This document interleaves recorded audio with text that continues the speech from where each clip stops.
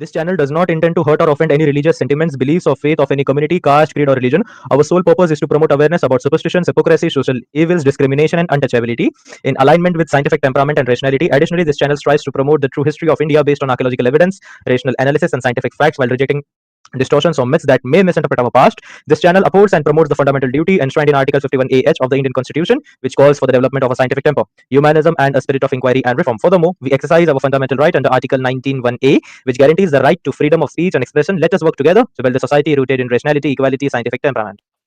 गौतम आया है। स्वागत है आपका गौतम जी। नमस्कार सर। नमस्कार, कहिए। दरअसल आप बता रहे पाली का उद्गम 5वीं शताब्दी के बाद हुआ है। हाँ, साहित्यिक 5वीं भाषा के शताब्दी रूप में में? हुआ है। हाँ, साहित्यिक भाषा के रूप में ही हुआ है उसका। अच्छा, उससे पहले उसको आपको मिलता नहीं है? नहीं, उसके पहले कोई एविडेंस नहीं मिलता है पाली का, ना इंस्क्रिप्शंस में, ना किसी मैन्युस्क्रिप्ट में, ना किसी लेजेंड्स में नहीं मिलता हमें पाली का जिक्र।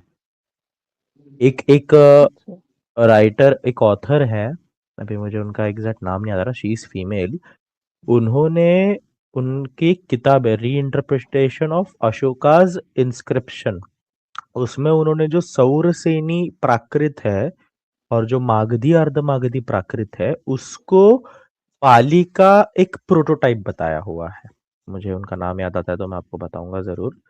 बहुत बहुत अच्छे ऑथर है वो, बट उन्होंने भी उसको प्रोटोटाइप माना है, पाली नहीं माना है एग्जैक्टली, क्योंकि Pali is a completely different thing, right. अगर मैं यहाँ पे किसी दिन आपको एवोल्यूशन चार्ट भी दिखा दूंगा लैंग्वेज का, किस हिसाब से एवोल्यूशन हमें स्वर में देखने मिलता है, क्योंकि स्वर में काफी अंतर है। फॉर एग्जाम्पल लाइक हमें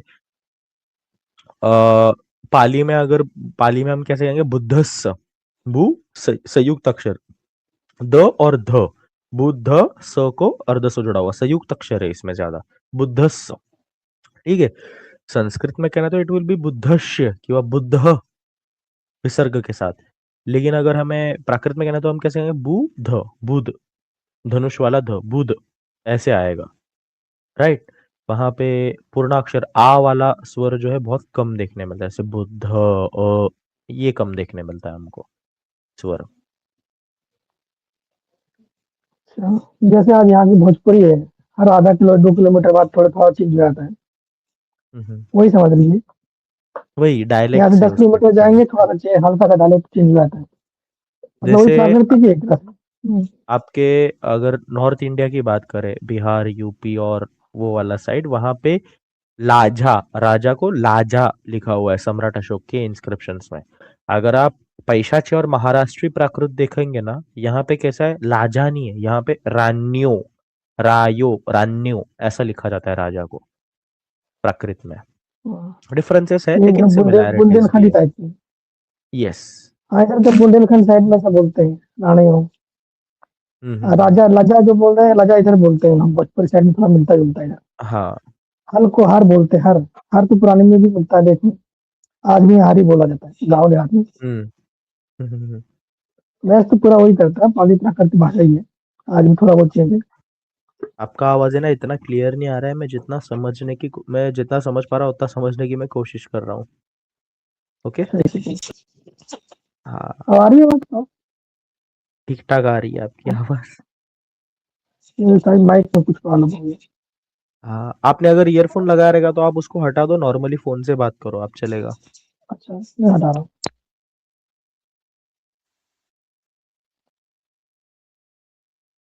हेलो, अब आ रही है आवाज? हाँ अब ठीक है। हेलो, आ रही है अब? हाँ अब बढ़िया है। अच्छा सर, बुद्ध के जो बता रहे थे आप, बुद्ध के उपदेश तो पाली में ही है ना? हाँ, बुद्ध के उपदेश पाली में, लेकिन पाली के पहले भी मिले हुए हैं प्राकृत में। बुद्ध के उपदेश प्राकृत में भी है?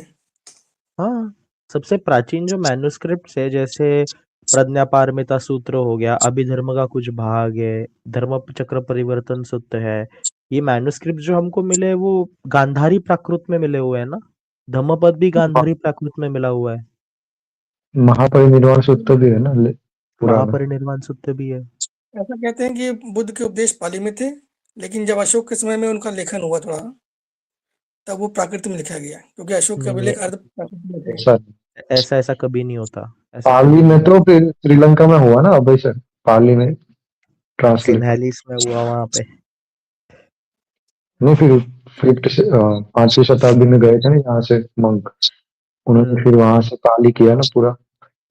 पाली का मेन सबसे बड़ा जो क्रेडिट जाता है वो बुद्ध घोष को जाता है, आचार्य बुद्ध घोष को। नहीं, किताबों में लिखा है ऐसे, इसलिए बता रहा हूँ, गलत भी लिख देते हैं। उसमें तो ये भी लिखा है कि पाली प्राकृतिक इन सब भाषा हुआ उत्पन्न जो है संस्कृत से हुआ है। ये सब पढ़ाते हैं किताब में, तो ये सब लिखा है। देखो डेवलपमेंट है ना कभी भी कम से ज्यादा में होता है, राइट। अगर आप ब्राह्मी का क आपको पता रहेगा तो वो कैसा रहता है, प्लस रहता है, राइट, प्लस की तरह क्रॉस का सिंबल रहता है। और वही अगर सातवाहन पीरियड और लेटर में जाएंगे, गुप्ता में जाएंगे, तो क्या उसके ऊपर नेल हेड आ जाता है, एक शिरोलेखा की तरह आता है, बराबर। जो उसके क्रॉस के जो आजू बाजू के दो लाइन से राइट लेफ्ट में वो झुक जाते हैं। वही शारदा में आते थे थोड़ा और पूरा कर्व हो जाता है, गोल हो जाता है दोनों साइड से। और वही जब देवनागरी में आता है तो अपना आज का क बन जाता है, राइट। तो कम से ज्यादा हुआ, बराबर। तो प्राकृत में भी उच्चारण कैसा है, छोटा है, कम है, सरल है, राइट। वो कॉम्प्लेक्स कब बन जाता है, संस्कृत में जाके। तो सिंपल वाला जो शुद्ध भाषा जिसको कहते हैं वो पहले आएगी कि अशुद्ध भाषा पहले आएगी? इसको अशुद्ध कहते हैं वो लोग, संस्कृत वाले। पाली को नहीं, खासकर प्राकृत को अशुद्ध या फिर शुरुआत की भाषा, यानी उसमें बहुत सारी चीजें मिसिंग है। संस्कृत पूर्ण है, और ये राइट है, संस्कृत पूर्ण भाषा है। उसमें स्वर है, उसमें सारे स्वर है, सारे व्यंजन है। प्राकृत में सारे स्वर नहीं है, पाली में सारे स्वर नहीं है। प्राकृत में हो भी कैसे सकती है? प्राकृत जैसे आज के समय में हर थोड़ी थोड़ी देर पे चेंज हो रही है, तो वो बदलती रहती है। जब साहित्यिक भाषा शुरुआत में थी ही नहीं, तो वो मैच्योर लैंग्वेज हो ही नहीं सकती।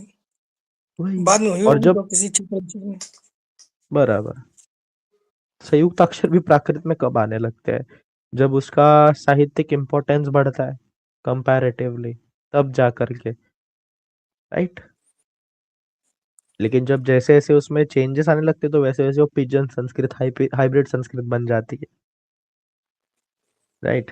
तो आज के एरिया से भी कंपेयर करेंगे ना लोग, यहाँ जो रहते हैं, यहाँ के लोकल लैंग्वेज से, तो वो आराम से समझ जाएंगे, उनको बहुत प्रॉब्लम नहीं आएगी। खासतौर प्राकृत पर जो कोई गाँव भी में रहते हैं आसानी लोग। से, बहुत आसानी से समझ सकते हैं, बट संस्कृत समझना डिफिकल्ट हो जाता है। हाँ, वही मैं सोचता हूँ, संस्कृत नहीं समझ पाते, लेकिन आज भी जो पहले मान जाती है प्राकृत और पाली, वो काफी मैच करती है आज भी। पाली तो भी आज भी मुश्किल है सब था लोग बताइए समझना, समझ पाली जाएंगे। इतनी आसान नहीं है समझना वैसे। पाली बहुत तो कम लोग प्राकृत समझ तो पाते हैं मैच जो करती है, कंटिन्यूअसली देखते हैं। प्राकृत इजीली समझ सकते हैं बहुत हद तक। प्राकृत तो समझ में आ जाएगी, क्योंकि मैच देखता हूँ ना, काफी मैच करती है, आज भी मैच करती है। हम्म बस बदलाव तो हुए हैं ही समय के साथ, लेकिन फिर भी कुछ ना कुछ शब्द सेम टू सेम आज भी चलते हैं।